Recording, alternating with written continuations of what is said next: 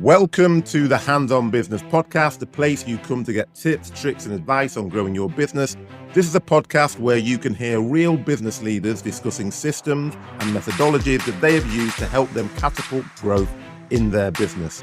So I'm your podcast host, Hakeem Adebiyi, and I've grown several small businesses to multi-million-pound enterprises. And whilst doing that, I noticed that there wasn't really any place that focused on where I was, i.e. growing a small business. All the content that was out there seemed to be about big businesses and often just a lot of theory and not practical, implementable advice. And hence, the Hands-On Business Podcast is born to fulfill that gap.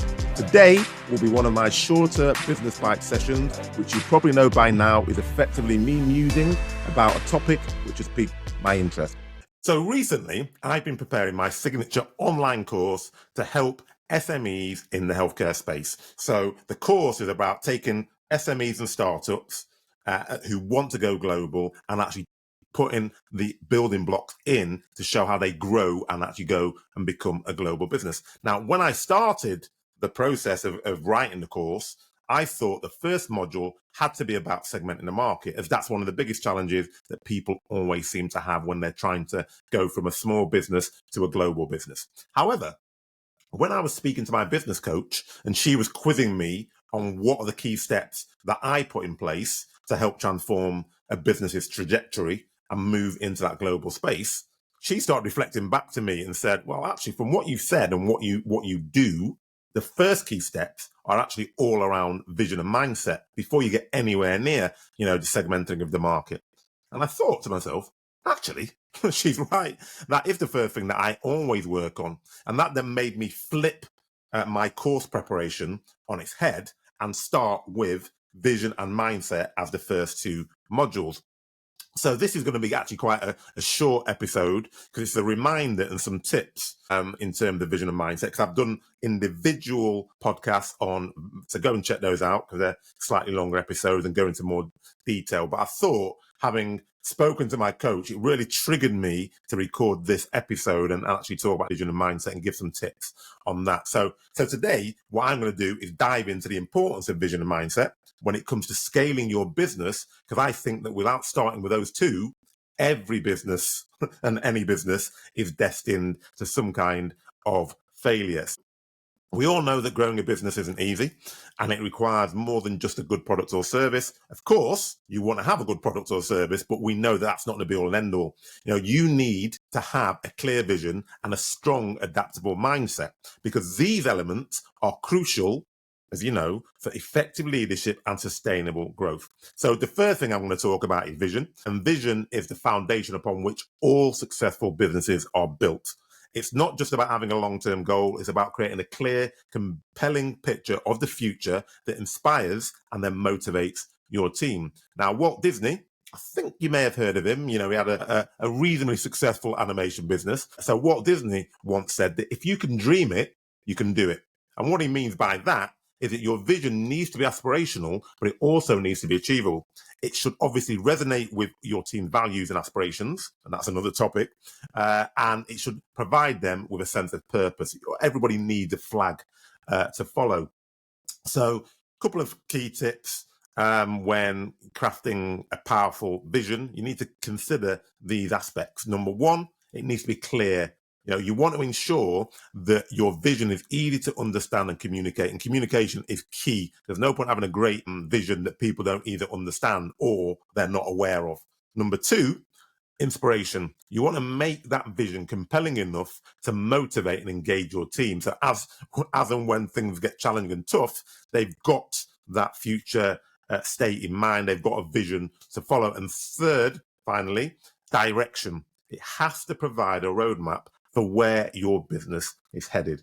And a clear vision is not just about the destination. Remember that. It's about the journey and the impact your business is going to have along the way. That's what keeps people motivated. So that's a bit about vision. And as I said, if you want to get really deep into vision, go and check out my podcast on vision. I think you'll enjoy that. So let's now turn our attention to mindset. And a growth mindset is what we always talk about and what you hear about when people are talking about mindset and positive mindset. And a growth mindset is a term that was popularized by psychologist Carol Dweck. And a growth mindset is the belief that the abilities and intelligence of an individual can be developed through dedication and hard work. And that's in direct contrast to the opposite of that, which is described as a fixed mindset, which is a view that abilities are static and unchangeable. So I think you can start to see why we all want a growth mindset. Because if you've got a fixed mindset, you're not really going to grow or develop or get to where you need to be. So what Dweck says is that the view you adopt for yourself profoundly affects the way you lead your life. So it's not just about the business, it's about the way you lead your life. And obviously the way you lead your life will bleed over into the way you manage and lead a business. This mindset allows you to see failures as opportunities for growth rather than insurmountable setbacks. This is what Dweck is saying. And it encourages experimenting, it encourages innovation, and it leads to continuous improvement. So adopting a growth mindset involves a few key practices. I'm going to list 5, and there's obviously loads more you can go into. And again, I've got a podcast on mindset, which will go into more detail. So the first key practice that you need to do is you need to start embracing challenges. You need to see those challenges as opportunities to learn, and then an opportunity to then grow from what you've learned. So number 2 is that you persist in the face of setbacks. You use failure and failures, because you're not just going to be a single failure, but you use failures as stepping stones to success. And the best thing that I've heard, the best statement I've heard was there's no such thing as failure. You either win or you learn. And I really like that idea. Number 3, value effort. This is the one that I'm always telling my kids, actually. So they'll be sick of hearing me saying that. Recognize that hard work in and of itself is a path to mastery. And then number 4, learn from criticism. Use feedback to improve and develop. Don't get, it doesn't matter what the feedback is, whether you consider it negative or positive, there's always something you can learn from that feedback if you see it as an opportunity to improve and develop. And then number 5, find inspiration in others' success. Let others' achievements motivate you rather than seeing another person doing well and you think, I can't believe that should have been me. I could have done that better. No, you see their success. And what I've always done, and this is why it's led to a lot of modeling, is when I see someone else's success, what I'm very interested in is how have they achieved that success? What are the specific things they've put in place to get to that successful situation? Because then you're learning. And actually, I use the podcast when I'm interviewing guests. That's the main reason I have all those, the great and the good of the world, coming on and talking to me about management, leadership, etc. Because what I'm learning is, I'm learning from their successes. So the question that I'm asking, beneficial for you guys, of course, but they're definitely beneficial for me because I'm learning every single time I speak to a master of their craft. Now, combining a compelling vision with a growth mindset is obviously going to create a powerful synergy because your vision provides a direction, and your mindset equips you with the resilience and the adaptability needed to navigate the journey. So when you put those 2 things together, they form the bedrock of effective leadership and hence business growth. And Steve Jobs, again, a person I think you've probably heard of, said, innovation distinguishes between a leader and a follower. And that highlights, in essence, the importance of continuously pushing the boundaries and striving for improvement, because it's a key component of a growth mindset is that innovative mindset, because you're always moving forward, you're always working hard, you're trying to get to mastery. Now, another great perspective comes from Henry Ford. I love Henry Ford. I'm actually going to do a post which has just quotes from Henry Ford because he's got so many great ones. And what he said was, whether you think you can or you think you can't, yeah, you probably all have said it already, you're right. If you think you can do it. If you don't think you can, you won't do it. You're going to be right. That's all about mindset. This quote emphasizes, obviously, the power of mindset in determining your success, and believing in your vision and your ability to achieve it is crucial.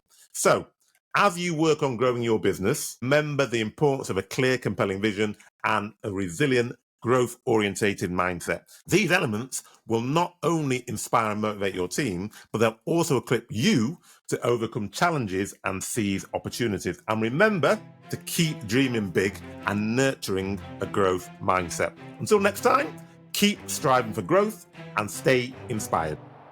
And if you want to pick up the show notes, head over to the salesaccelerationformula.com/podcast-show-notes. and you'll be able to subscribe to our mailing list and get show notes for every single episode. And as always, subscribe, like, and share with your friends, colleagues, and anyone else who you think may be interested. But most of all, keep the feedback coming so that we can continue to improve and give you more of what you like. Hope you enjoyed this as much as I did, and as I always do. Keep listening and keep growing.